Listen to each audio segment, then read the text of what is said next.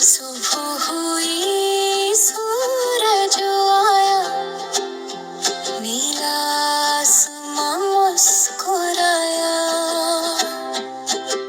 चिड़ियों ने गीत सुनाया, हर बच्चा खुश हो पाया।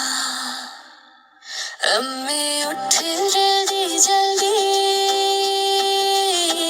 बावर्चीखाने में गई हल्की, चूल्हा जलाया, दिखची रखी, नाश्ता बनेगा खुशबू महकी।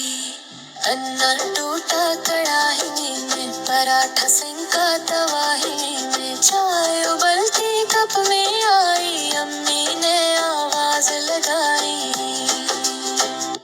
अंडा पराठा चाय भी नाश्ता है सबसे प्यारा जी।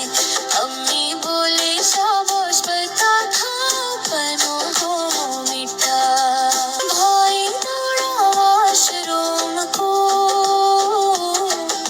मुंह धोया कंघी की मुंह, मीने पहना स्कूल का सूट, जूता बैग सब कुछ ठीक हो।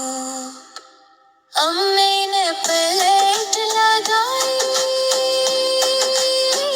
गरम गरम रोटी लाई, हमने सारा नाश्ता खाया। अम्मी को ठीक यूं कहा, अंडा पराठा चाय भी नाश्ता है सबसे प्यारा जी।